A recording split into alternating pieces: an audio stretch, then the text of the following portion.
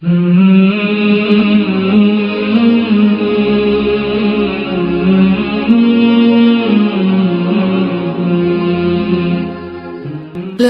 إله إلا الله محمد رسول الله.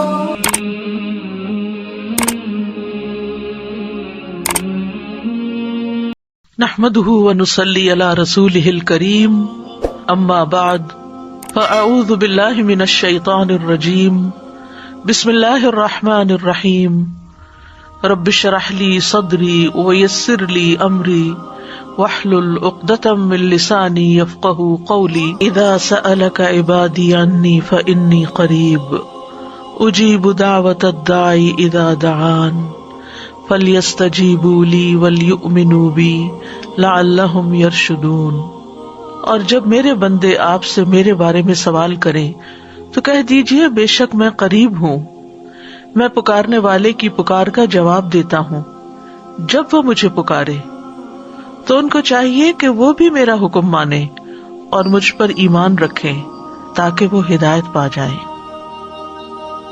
قابل لعنت قرار دیا ہے اور فرمایا کہ ایسی چیزیں جب کسی قوم کے اندر آ جاتی ہیں تو وہ قوم ہلاک ہو جاتی ہے. اس میں جو طریقے عربوں کے ہاں رائج تھے ان میں سے جو چیزیں آپ نے ناپسند کی وہ کیا ہے؟ اپنے بالوں میں دوسرے بال ملا کر ان کو زیادہ لمبا اور گھنا کرنے کی کوشش کرنا. اپنے بالوں میں دوسرے بال ملا کے ان کو لمبا کرنا. جسم کے مختلف حصوں کو گودنا.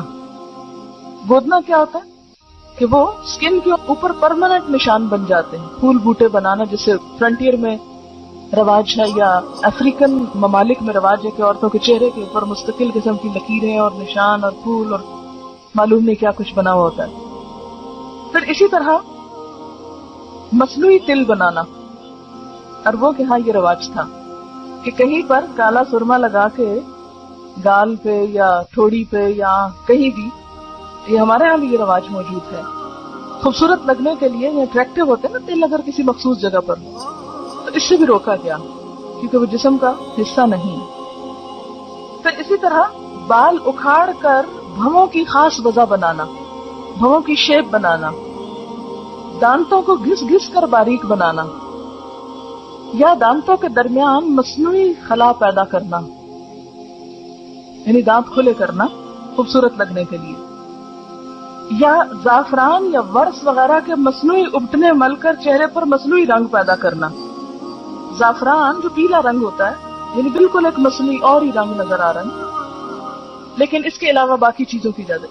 اس میں آپ دیکھیں کہ کوئی بھی ایسا کام کرنا کہ جس سے ایک دھوکہ ہو، انسان ہو کچھ اور بالکل کچھ اور نظر آئے اور دوسرا انسان اس کو اصل سمجھنے لگے، یہ چیز تو منع ہے.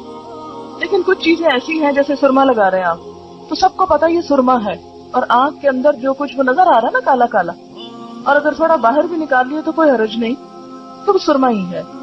اسی طرح اگر آپ لپسٹک لگا رہے ہیں تو سب کو پتا کہ یہ ہونٹ کا رنگ نہیں ہے، یہ اوپر لال رنگ لگا ہوا ہے. تو اس میں جو بھی دیکھ رہا ہے وہ خوبصورت تو لگ رہا ہے انسان، لیکن دھوکے کا اندیشہ نہیں ہے اس میں. وہ جو ابٹن مل کے رنگ پیلا کر لینا یا اسکن کا کلر بدل دینا جو ہے وہ دھوکے کی کیفیت ہے، کیونکہ اصل چیز بالکل ہی نیچے سے چھپ گئی ہے.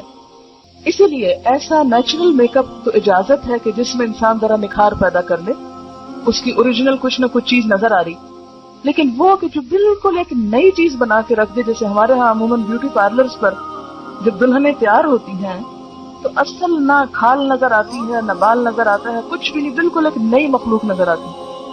اور جب شوہر ان کو اس روپ میں دیکھتا ہے تو ایکسپیکٹ کرتا ہے کہ بیوی ایسی ہو. اس لیے دلہنوں کو بھی ایسا سنگھار کرنے سے روکا گیا ہے کہ جو بالکل آرٹیفیشل قسم کا ہے.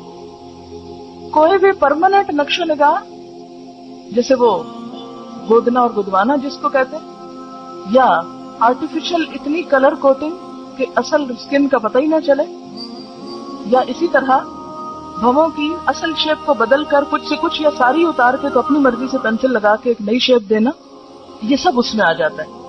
ہاں بھویں مثلاً یہاں سے دو جڑی ہوئی ہیں تو اب یہ کیا ہے کہ یہ ایک اوریجنل عورت کی شکل نہیں ہوتی، ایک بیماری آپ کہہ سکتے ہیں.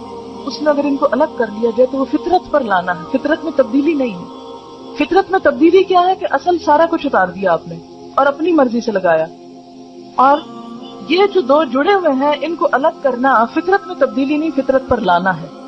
تو یہ ایک اصول کے طور پر سمجھ لیں کہ کوئی بھی ایسی چیز جو فطرت پر لانے میں مدد دے رہی ہے، اگرچہ وہ کچھ چینج کا تقاضا کر رہی ہے تو کوئی حرج نہیں، لیکن اگر وہ اللہ کی ساخت، جیسے فَلَا يُغَيِّرُنَّ خَلْقَ اللَّهِ میں پیچھے آپ پڑھ چکے ہیں، اللہ کی ساخت تو بدل رہی ہے تو وہ درست نہیں. یہ چیزیں اس لیے روکی گئی کہ یہ انسان کی صحت کے لیے بھی نقصان دہ ہے. آپ دیکھیں نا، اپنے بالوں میں دوسرے کسی مردے کے بال وہ کاٹ کے لے آئے اور لگا دیے آپ نے، تو وہ ایک ہو سکتا ہے کہ آپ کے اور اس کی جو جسم کی بیماریاں ہیں یا اور چیزیں ہیں ان میں کچھ فرق ہو تو وہ دوسرے کے بالوں سے ٹرانسفر ہو کر آپ کے اندر چلے جائیں. یا سب سے بڑی بات یہ کہ دھوکہ دینا منع ہے، کہ کوئی سمجھے کہ یہ اس کے اپنے بال ہیں اور اپنے ہیں نہیں. تو یہ ساری چیزیں جو ہیں جو دھوکہ دہی میں آئے، فطرت کو بدلنے میں آئے، اللہ کی ساخت بدلنے میں آئے، وہ چیزیں درست نہیں ہیں.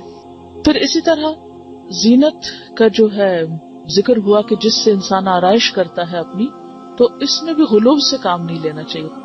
اب یہاں سے کوئی یہ نہ سمجھے کہ قرآن تو کہتا ہے بیوٹیفائی کرو اپنے آپ کو، لہذا جس طرح چاہو کرو. یہ معنی نہیں ہے اس کا، کیونکہ بیوٹیفیکیشن میں بھی اللہ تعالیٰ نے اور اس کے رسول صلی اللہ علیہ وسلم نے کچھ حدود مقرر کی ہیں.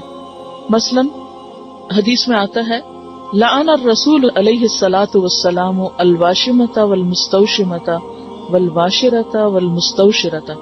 رسول اللہ صلی اللہ علیہ وسلم نے لعنت فرمائی ہے گودنے والی پر، گودوانے والی پر، دانتوں کو نوکدار بنانے والی پر، اور اس پر جو دانتوں کو نوکدار بنوائے. یعنی ایسا طریقہ اختیار کرنا کہ جو پرماننٹ میک اپ کی قسمیں ہوتی ہیں، کہ مثلا یعنی ٹیٹوز جس کو کہتے ہیں، تو ٹیٹوز صرف بلو کلر کے نہیں یا بلیک نہیں ہوتے، بلکہ اب میک اپ کی غرض سے بھی استعمال ہو رہے ہیں، اس سے بھی منع کیا گیا ہے. یعنی گودنا جو ہے وہ اس میں شامل ہوتا ہے. اور اسی طرح جو دوسری چیز ہے دانتوں کو نوکدار بنوانا، یہ اس دور میں لوگ کیا کرتے تھے، گھسا گھسا کے دانتوں کی شیپ فرق کر لیتے تھے. بریسز لگانا نہیں مراد، وہ تو اس میں تو ٹریٹمنٹ بھی ہوتی ہے نا، لیکن ایسی بیوٹیفیکیشن کہ جس سے خلق میں تبدیلی ہو جائے. اس میں آپ دیکھیے حدیث میں واضح الفاظ میں آتا ہے، بخاری اور مسلم کی حدیث ہے، آپ صلی اللہ علیہ وسلم نے خوبصورتی کے لیے دانتوں میں درزیں بنانے والی، یعنی دانتوں کو اندر سے گھسا کے بیچ میں فاصلہ زیادہ کرنا، اس پہ لعنت کی ہے، جو در حقیقت اللہ کی بنائی ہوئی ساخت میں رد و بدل کرتی ہے. یعنی کوئی بھی ایسا میک اپ کہ جس سے پرماننٹ چینج جسم کے اندر ہو خوبصورتی کی خاطر، وہ منع کیا گیا ہے. اس میں آتا ہے لعن اللہ المتفلجات للحسن، کہ حسن کی خاطر دانتوں کے اندر تبدیلی پیدا کرنا. اسی طرح لعن رسول اللہ صلی اللہ علیہ وسلم النامصۃ والمتنمصۃ، آپ صلی اللہ علیہ وسلم نے بال نوچنے والی پر اور اس پر جو کسی سے خدمت لے اس پر بھی لعنت کی ہے. اور اس میں بھی ایک تو وہ بال ہیں جو بیماری کے طور پر ہیں، جیسے چن پر یا لپس وغیرہ پر، تو وہ نہیں. ایک وہ ہے کہ جو آنکھوں کی جو بھویں وغیرہ ہیں ان کو تراشنے کے لیے بنائے جاتے ہیں، وہ شامل ہیں. ویکسنگ نہیں آتی کیونکہ وہ اذیت کا سبب ہے نا، جو بال اعضاء میں آتے ہیں کہ عورت کو مرد بنا دے، یعنی بازوؤں پر یا چہرے پر ایسے بال کہ جو عورت کو عورت نہیں بلکہ مردوں سے مشابہ کر دیں، ان کو اتارنے کی اجازت ہے، اس سے منع نہیں کیا گیا. بلکہ اس میں آپ دیکھیے کہ طبرانی کی روایت ہے کہ ابو اسحاق کی بیوی جو نوجوان تھی اور خوبصورتی کی شائق تھی، حضرت عائشہ کی خدمت میں حاضر ہوئی اور پوچھا کہ عورت اپنے شوہر کے لیے اپنے رخسار کے بال، رخسار کہتے ہیں نا چیکس کو، صاف کر سکتی ہے؟ حضرت عائشہ نے فرمایا اذیت کو ممکنہ حد تک دور کرو، کیونکہ یہ اذیت کا باعث ہے. یعنی عورت کے منہ پر بال جو ہیں وہ مرد کے لیے اذیت کا باعث ہے. تو یہ کتاب اللباس فتح الباری میں روایت آئی ہے، تو اس کی اجازت ہے. اسی طرح بالوں میں بال جوڑنا جو ہے، جوڑا بنانا یا بالوں کو کسی بھی طرح پیچ کر کے اس میں لگا کے خوبصورت بننا جو ہے وہ بھی منع ہے. حدیث میں آتا ہے، بخاری کی روایت ہے، اللہ تعالیٰ نے بال جوڑنے والی اور جڑوانے والی عورت پر لعنت فرمائی ہے. اور اس میں آپ دیکھیے کہ ان ساری جو احادیث ان میں ایک چیز مشترک ہے، اور وہ کیا ہے؟ لعنت کا لفظ. یعنی اللہ کی رحمت سے دور ہیں ایسے لوگ. ایک اور حدیث میں آتا ہے کہ بنی اسرائیل اس وقت ہلاک ہوئے جب ان کی عورتوں نے ایسے کام کیے. یعنی بنی اسرائیل کی ہلاکت کے پیچھے بھی ان کی عورتوں کی حد سے زیادہ زینت میں دلچسپی تھی.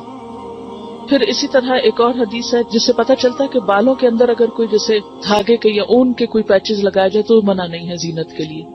جیسے چٹیا ڈالتے ہیں یا مہندی یا پراندہ یا وہ جو کلپس وغیرہ ڈالتے ہیں یا بیڈز ڈالتے ہیں, اس سے منع نہیں کیا گیا کیونکہ وہ پتہ چل رہا ہے کہ کوئی ایکسٹرا چیز ہے. اور پھر اسی طرح یہ ہے کہ خضاب لگانا جو ہے یعنی بالوں کو رنگ لگانا, اس میں سیاہ رنگ سے منع کیا گیا ہے. لیکن جو نیچرل کلر ہیں جیسے مہندی ہے یا کوئی بھی نیچرل کلر ہے اس کی اجازت ہے. بالکل ٹوٹلی کالا کرنا جو ہے وہ منع ہے, مگر کالے کے علاوہ اور رنگ جو ہے ان کی رخصت ملتی ہے. اس میں ہم دیکھتے ہیں کہ واضح طور پر حکم ہے. ابو ہریرہ کی روایت ہے کہ نبی صلی اللہ علیہ وسلم نے فرمایا, یہود و نصارہ خضاب نہیں لگاتے, تم ان کے خلاف طرز عمل اختیار کرو. یعنی بال سفید رکھنا پسندیدہ نہیں, ان کو رنگنا زیادہ پسندیدہ ہے.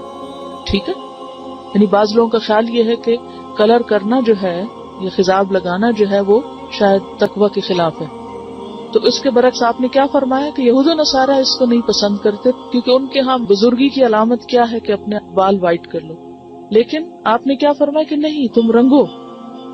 اور اس میں ہم دیکھتے ہیں کہ حضرت ابو بکر اور حضرت عمر خضاب لگاتے تھے, لیکن بعض صحابہ کو پسند نہیں تھا, جیسے طبعی طور پر جیسے حضرت علی ہیں, ابی ابن کعب, حضرت انس, ان کو پسند نہیں تھا. تو یہ نہیں کہا گیا کہ تم ضرور لگاؤ, یعنی تاکید بھی نہیں کی کہ کیوں. اگر کوئی اس لیے نہیں کر رہا, یعنی کسی اور قوم کی مشابہت میں نہیں کر رہا, اپنی ذاتی دلچسپی کی بنا پر اس کو نہیں شوق لگانے کا, تو اس کے لیے رعایت ہے. ایسا بھی نہیں کہ وہ ضرور ہی لگائے, لیکن لگانا جو ہے اس میں ممانعت نہیں. ہاں, اب کیا لگایا جائے اور کیا نہ لگایا جائے اس کے اوپر توجہ کرنے کی ضرورت ہے. اور اس میں خاص طور پر جو صحیح مسلم میں روایت آتی ہے کہ بالوں کا رنگ بدل دو لیکن سیاہ خضاب سے پرہیز کرو, بالکل بلیک نہیں لگاؤ.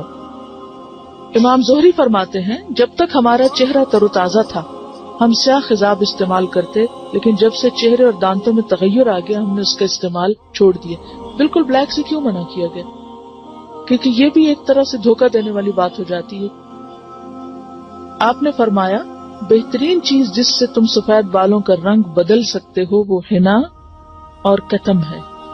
کتم جو ہے یہ یمن کی ایک بوٹی ہوتی ہے جس کا ریڈش بلیک کلر ہوتا ہے, سیاہ مائل بسرخ ہوتا ہے.